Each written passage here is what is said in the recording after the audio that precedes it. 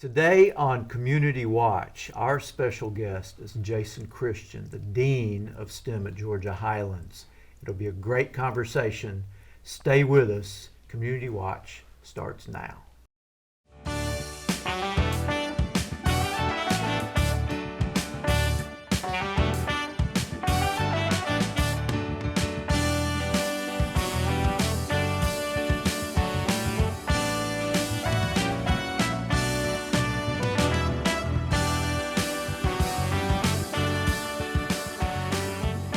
Welcome to Community Watch, and my guest today is someone we've been trying to get on the show for 15 years. Makes Jason sense. Christian. 15 whole years. Dean Christian, Dean of STEM at Georgia Highlands. Yep. So welcome to the show. Thank you. Happy to be here. Well, STEM is huge, not just at Georgia Highlands, but certainly at Georgia Highlands. Sure. And I can tell that you're kind of tensed up from carrying the great weight of STEM. But, I mean, help us out here with all of the things you're juggling in that division, Sure. in that school, Mhm. School of STEM. All right, STEM is science. Science, technology, engineering, and mathematics. All right, so help guide us through all of what that is. All of STEM. So, I mean, STEM at its core is really how we approach the world. I mean, that's at its crux what STEM is really teaching, and that's why you're seeing the K-12 world really embrace STEM education, and that's why you're seeing it grow in industry, and it's a mindset. It's a problem-solving approach to the world, and that's kind of how we've always viewed it in the sciences and the mathematical fields, but now we're branching that out into the world. So STEM, as the acronym would suggest, is just an abbreviation of all the different disciplines that all do kind of the same thing. And so you're seeing this engineer mindset. So that's that trial and error approach to things. You're seeing the scientific method that we all probably learned back in grade school, the hypothesis testing and things like that. So it encompasses a little bit of everything, and it's now kind of integrated into other disciplines like the humanities and the social sciences and things like that have been doing these same things for years. They just never really called it that. I know that math certainly Sure. used to be like an independent Yeah. area. Mhm. But I kind of get the impression now that things are kind of morphing into one another, or they rely more. It's not a we don't have like separate fields of study so much. Well, there's definitely a huge overlap. So a typical student who's going to have a degree in STEM of some way, shape, fashion, or form is going to end up with a wide variety of coursework in all of those areas. So if you're a biology student, you're going to take calculus, you're going to take pre-calc and statistics and those types of courses. But simultaneously, if you're a mathematics student, you're probably also going to then take some of the science courses and things like that, because all of those things integrate together. Math is kind of the language within a lot of sciences and things like that, and there's of course variations within that. All right, so Highlands has an associate in engineering, which is math heavy. Mm-hmm. So a student who's interested in engineering Sure. would be wise, I think, to start at Georgia Highlands, and then after that associate degree, transfer to, well, I guess anywhere that has a bachelor's Sure. program. Oh, absolutely. Yeah, so I mean, engineering is a very math-heavy discipline in general.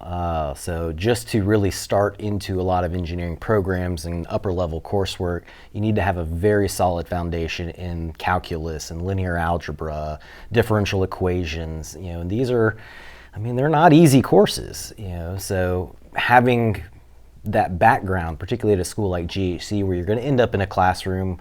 I mean, our calculus classes, these aren't even our full classes. So while our normal class might only be 20, 24 students, these are going to be even less. There'll probably be 10 students in there. So you're really getting kind of one-on-one interaction with an instructor, with an expert in that field, to really help you get that foundation, because you're going to need that information as you move forward into those higher level engineering school type courses. Yeah. And it does give students an opportunity to try some things out. I mean, if they know that advising students when they first arrive at Georgia Highlands can usually tell you that they're a science area student or a math area student, but they're not really sure on the particular direction yet. Yeah, and a lot of them just don't know what they don't know, right? Maybe in high school, I did okay in math. I want to be an engineer, and I get into those first, maybe it's pre-calculus, maybe it's even college algebra. I need a little more foundational work before I get into those upper level things, and I decide that maybe my life isn't that path, and I haven't wasted a lot before I move on and maybe switch over to a different STEM pathway that doesn't have the intensity of the math, but still gets kind of that satisfaction of science that maybe they're looking for.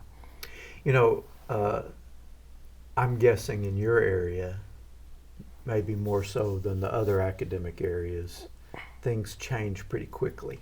Oh, daily. Sometimes less than that. Because it seems, I've been at the college for, roughly 700 years, but... Give or take. Yes. I know that until, I don't know, it's been in the last 5 to 10 years anyway, that statistics has developed into a primary math option. Absolutely.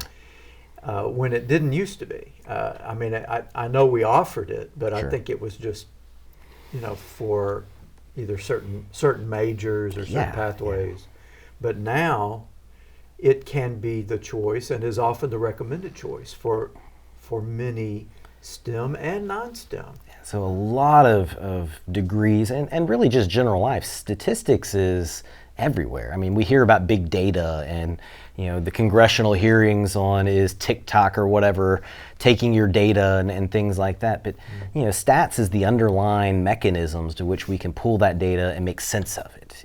We're understanding patterns and things like that. And so you can apply that to almost anywhere in your daily life, in your academic life. It's such a useful tool, and I think the state of Georgia recognized that and said, this should be a primary math option because not everybody necessarily needs calculus. Yeah. And the only other option at that point is a course we call quantitative reasoning, which kind of has a wide variety of pick a little bit of this, pick a little bit of that. But at least with statistics for many, many disciplines and majors, you really have a good pathway and a good foundation in things you're going to see down the road in your career. And as far as sciences go, sciences are still a requirement, but it does seem like the possibilities have opened up a little bit, at least for non-STEM students. It's still part of the core curriculum. Absolutely. But students get to pick. They have more to pick from, I guess. Right. They don't have to pick, say, 2 levels of biology or 2 levels of geology. Yeah, in the about 10 years I've been at the college, that's changed a lot. I mean, I feel like sometimes almost annually it seems to change what the rules are with that. But yeah, now there's a pretty good variety of things. We've really opened up a number of different new courses and things like that students can begin to take and gives them choices, because not everybody is interested in biology. Maybe you want to take astronomy, or maybe you want to take chemistry or physics. You have those options and you're no longer kind of pigeonholed into one thing. And then the second one, because we have to take 2 in Georgia, well, maybe the second one is I take 1 biology and 1 astronomy. I mean, that's fine. Yeah. Well, it's kind of nice to be able to have the experience of two different sciences. You know, we've always viewed it in STEM as this is our last chance, right? These students, that English major, that journalism major, you know, after those two classes, they're probably not going to take another science course maybe ever again in their life. And so you hope that it's a meaningful course, that some piece of it sticks with them as they carry that scientific mindset into the future. And you know, it's that makes me think, you know, because I'm in English, right? So it's not so much the case with math, but science, I always felt connected to in some way, and I don't know why that is exactly. I may need to get a guest in psychology to explain that to me. But it did seem like humanities and the sciences were not so foreign from one another, and I don't know why that is. I always feel like they're the ones we grew up with, right? I mean, we're always learning to read and write and things, you know, in the humanities and understand that social aspect of the world. But as a kid, you're doing science, it's trial and error, right? That's what we called it as a kid. You know, you go out and you throw the ball, it bounces back, hits you in the head. You don't do that again. You know, scientific method at its core, right? But you know, we as children we're just passionately curious, and that's really the crux of what a hypothesis test is. Well, I know we're coming up on a break in a minute or so, and I've got some things that I need to ask you about fish in particular. We're going to save the fish for after the commercial break, but I think we have a little time to at least bring up the BIM business, and by BIM I mean BIMM. You'll have to tell me what that stands for. So BIM is Building Information Modeling and Management. Right. And that is in STEM. It is in STEM. And it is a new bachelor's program. It is a new bachelor's program. It's one of our 2 new bachelor's programs in STEM. Well, I want to hear about both of them. But tell me first. Yep. I think we have time for a little BIM before our break. No worries, yeah. So Building Information Modeling at its core is part of the construction industry. So I think my 2-second elevator speech to someone would be think construction management, think architecture, and kind of blend those 2 mindsets together. And that's kind of where you're going to end up with BIM. So a BIM student, they can take some classes in person, but they could also take the entire program online. In there, they're going to learn everything about mostly commercial type construction, so steel structures, concrete structures, mechanical, electrical, plumbing, all of that, but they're also doing it in this digital space. So BIM kind of bridges what used to be construction into this new world of technology. And so nowadays, you know, we don't necessarily need the big blueprints like we had for eons in the construction industry. Now we can model and build this whole structure in 3-dimensional space and have every little piece and nook and cranny. We can stream it live to a guy wearing VR goggles out in the field. They've got robotic dogs that carry laser sensors on their back to scan buildings. And I mean, technology is fantastic, and that's the way of the world. When you have these massive billion-dollar data centers that Google and all of them are building all over the place, I mean, that's how you build them efficiently, and it saves money. I mean, that's really what's driving that industry, is having these BIM managers, which would be the job application there, really helps them save and be efficient with their dollars. And I gather that graduates with this degree are in big demand. They are in super big demand. And my biggest fear right now is I will never graduate a student because they'll all have jobs before graduation. I get a lot of emails from contractors and companies out there looking for students. They come across this. We've been featured in Forbes magazine and things like that. So, you know, the news has gotten out that this exists, and the industry is saying, hey, how can we help? How can we hire your students? Yeah. Well, that's a good problem to have. It is a great problem to have. We've got to take a quick break. When we get back, we will have a lot more conversation with Dean Jason Christian. So don't go away.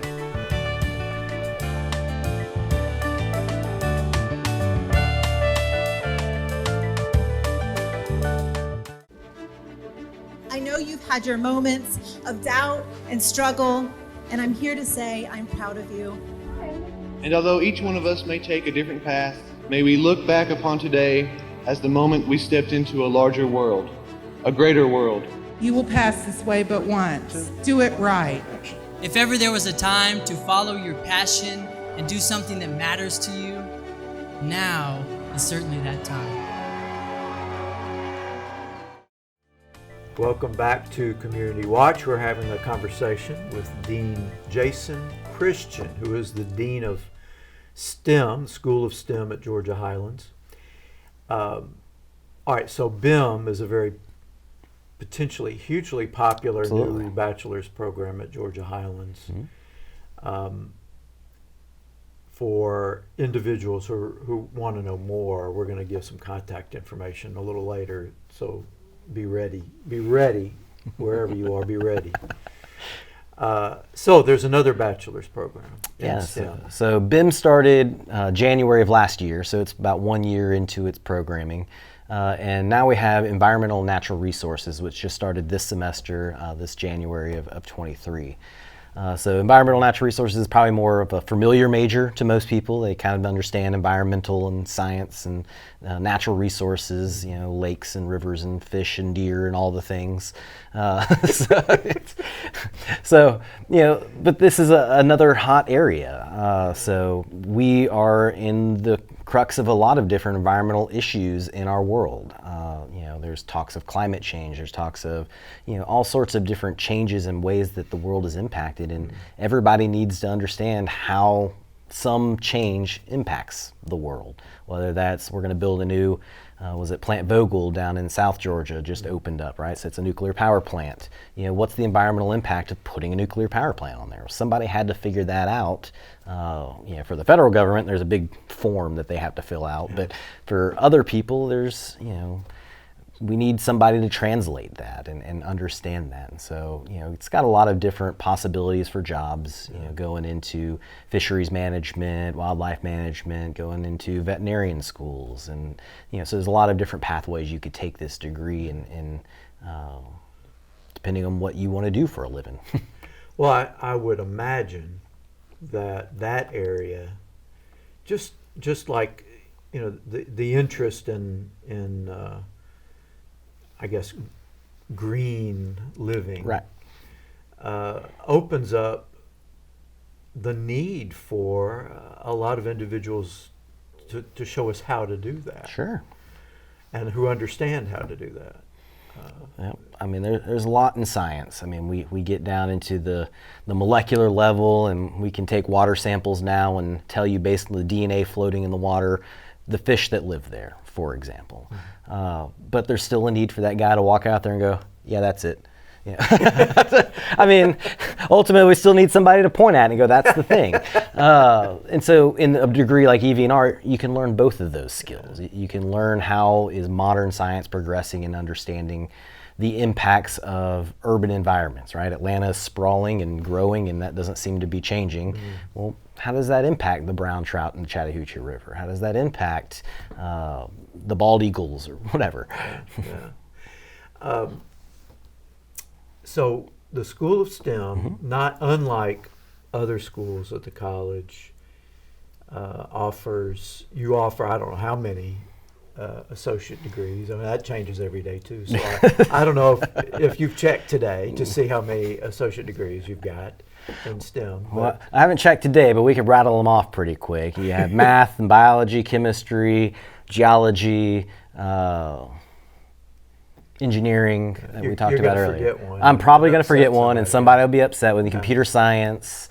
So, you know, there's a few of the traditional transfer pathways that students can certainly have a good solid foundation as they move on to a larger research institution or something like that to further their education. And what, for some reason, there are people that still don't realize that Highlands is part of the university system. Sure. I mean, the same, you know, a core that will transfer to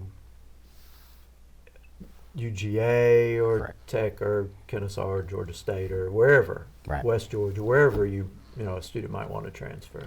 Yeah, in terms of your standard math and science type courses, I've yet to hear in 10 years of anybody having issues transferring, not just within the university system, but really anywhere. I've had students go off to UNC Charlotte, Alabama.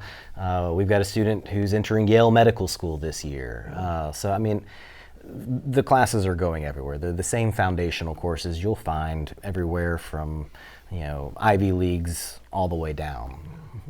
And now to bachelor's programs. That's right. So we have the opportunity for students who want to stay at Highlands and finish rather than relocate. They can do that. Absolutely. And they can do it with at least in STEM, with a couple of degrees that are going to be in big demand. And I think with the BIM degree, you've got some partnerships in place with businesses that are really interested. Yeah, so we have advisory boards. So these are local companies, professionals in the industry who help us make sure that we're being relevant. I mean, it doesn't serve me any good to teach something that nobody's used for 20 years. So we make sure that we're being relevant so that when our students are graduating, they're competitive for those top jobs. Yeah, well, that's great. All right, so before I switch to fish, somebody's interested in BIM. How do they find out more? So BIM, you can go to bimm.highlands.edu. It'll bring you right to a page. It'll show you, outlines of the curriculum that you'll take. There's a request more information button that actually sends an email directly to me, and I'm usually pretty good about reaching out fairly quickly. Maybe not 2 a.m. where most of them seem to come in for some reason, but the next morning. So, you can go there, so bim.highlands.edu, and you can get in touch with me directly right through there. And what about with the environmental? So same deal, evnr.highlands.edu, brings you to the same type of page, same button, sends me an email. All right.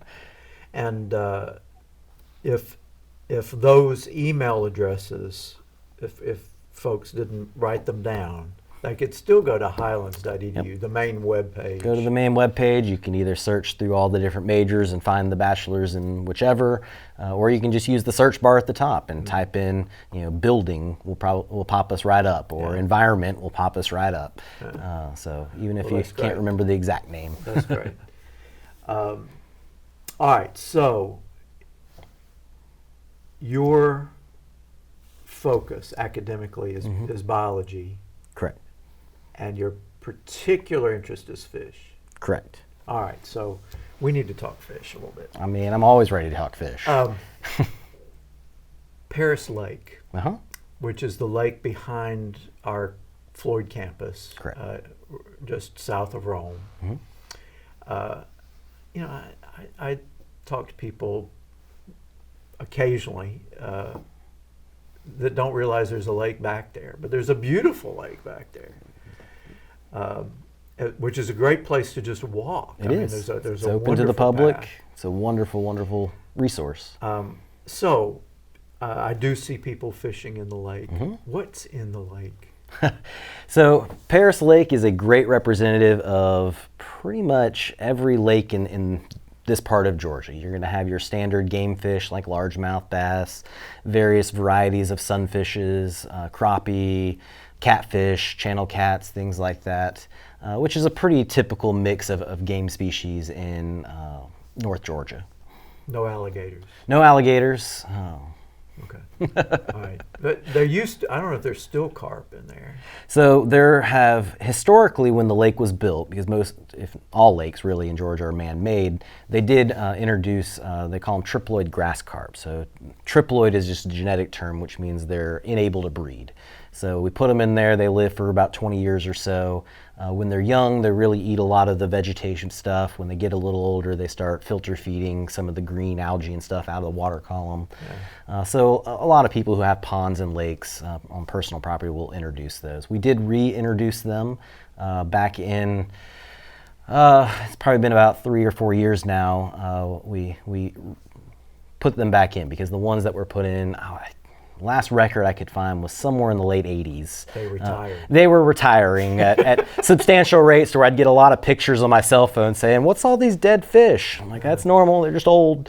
But so we added some smaller ones back in there to help try and just manage some of the algae and things that you'll see growing in the lake as we get into spring and summer. Now, one side of that lake is pretty deep, isn't it? Yeah, so as you get close to the dam side, which is the far side if you're standing next to campus, it does get fairly deep.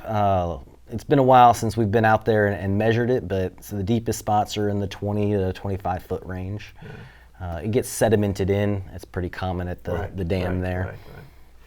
Right. So it's still a popular fishing location. Oh, yeah. But is there some kind of fishing event coming up? Yeah, so we are going to host, Georgia Highlands College is hosting a youth fishing rodeo, which is like a fishing tournament for kids. So anybody under the age of 16, it's free. Come out on May 20th.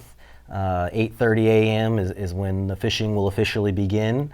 So within age brackets, we'll be giving away prizes for the biggest fish, that kind of stuff. There will be other activities and things to do, food trucks. So lots of opportunity just to come hang out. As you mentioned, if nothing else, Paris Lake is beautiful. It's really popular. I spent a lot of time out on the lake, go figure. I mean, there's a lot of people that utilize it daily, and if you don't know it's there, you're missing out. It's listed in a lot of cool places. We get some really cool migratory bird species and things. And while everybody in Rome talks about the Berry College eagle, there is a bald eagle nest on Paris Lake. It's just off of it, just south side of the lake. Where is it? Right where they stopped the bypass construction. There was a mating pair that made a nest there. Really? Every now and again, you can see them out fishing on the lake. Huh. Well, I was going to ask you also about the wetlands. Mm-hmm. We've only got a minute or two left, but that is a wonderful walk. Yes. For folks that want to go there, but it's on the far side of the lake, and you have to kind of look for it. It's not. Sure. Yeah, so almost the exact opposite side of the lake from campus. There's a trail that runs down, looks like just into the woods, but as you go through there, you'll end up on a wetland. And so it's just where the stream has braided. One half of the stream goes and makes Paris Lake. The other half comes down that far side. And it's just nice flowing water. There's a boardwalk that's been built there for, I don't know, John, maybe you remember when it was built, but it was before my time at the institution. So, it's a wonderful place. Our facilities department does a great job kind of keeping the area cleared out so that you can see more than just privet and brush along the edges. But just a great place for birders and anybody who just wants to spend a little time in nature. Yeah. Well, I've always, and it's a nice little walk. I mean, a boardwalk is, I don't know how long it is, but it's a decent little walk. It is a nice little walk. Yeah. So folks who need to get their steps in, it's ideal. Right. It's ideal. And I'm always thinking about that kind of stuff on the side. We have less than a minute now, so I just want to thank you first of all for talking with us. I know STEM is a huge division of school at the college, and you've got a lot going on.